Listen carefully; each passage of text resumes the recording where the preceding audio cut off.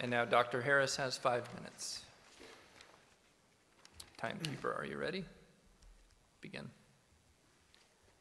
I'm curious, how many of you consider yourselves to be devout Muslims? See a show of hands? Don't mean to single anyone out, but not many. Now, you're all aware, of course, that the Quran exists and claims to be the perfect word of the creator of the universe. You're aware that once having heard of this possibility and rejecting it, you're all going to hell for eternity. I mean, needless to say, Dr. Craig and I are both going to hell if this vision of life is true. Okay, the problem is that everything Dr. Craig has said tonight, with a few modifications, could be said in defense of Islam. In fact, has been said in defense of Islam. Okay, the logic is exactly the same. We have a book that claims to be the word of the creator of the universe. It tells us about the nature of moral reality and how to live within it. Well, what if Muslims are right? And what if Islam is true? Okay, how should we view God in moral terms? How would we view God in moral terms? Or I should say Allah. Okay, we have been born in the wrong place, to the wrong parents, given the wrong culture, given the wrong theology. Okay, needless to say, Dr. Craig is doomed. He's been thoroughly confused by Christianity. I mean, just appreciate what a bad position he's now in to appreciate the true Word of God. I've been thoroughly misled by science. Okay, where is Allah's compassion? Okay. And yet, he's omnipotent. He could change this in an instant. He could give us a sign that would convince everyone in this room. And yet he's not going to do it. And hell awaits. And hell awaits our children because we can't help but mislead our children. Okay, now just hold this vision in mind. And first appreciate how little sleep you have lost over this possibility. Okay, just feel in yourself at this moment how carefree you are and will continue to be in the face of this possibility.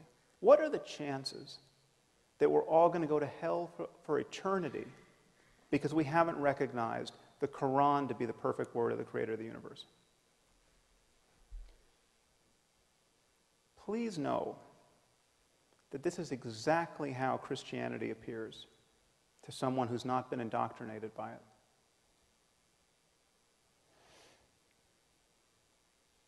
Our scriptures were written by people who, by virtue of their placement in history, had less access to scientific information and facts and basic common sense than any person in this room. Okay, in fact, there's not a person in this room who's ever met a person whose worldview was as narrow as the worldview of Abraham or Moses or Jesus or Muhammad. And most of these people, with a few exceptions, had a moral worldview that was more or less indistinguishable from that of an Afghan warlord today. Okay, and yet Dr. Craig insists that the authors of the Bible knew everything they had to know about the nature of the cosmos and about how to live within it, to guide us at this moment. Okay, I want to suggest to you that this vision of life can't possibly be true. Okay, but just as there's no such thing as Christian physics or Muslim algebra, there can be no such thing as Christian or Muslim morality. Whatever is true about our circumstance in moral terms and in spiritual terms is discoverable now and can be talked about in language that is not an outright affront to everything that we've learned in the last 2,000 years. Okay, what remains for us to discover are the facts in every domain of knowledge that will allow the greatest number of us to live lives truly worth living in this world. I mean, how is it that we can build a global civilization, a viable global civilization of now destined to be 9 billion people, where the maximum number of people truly flourish? That is the challenge we face.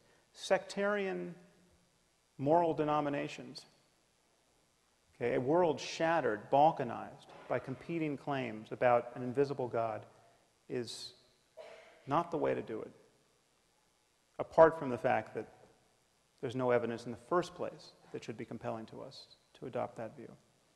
The only tool we need is honest inquiry. And I would suggest to you that if faith is ever right about anything in this domain, it's right by accident. Thank you very much. It's been a pleasure to talk to all of you.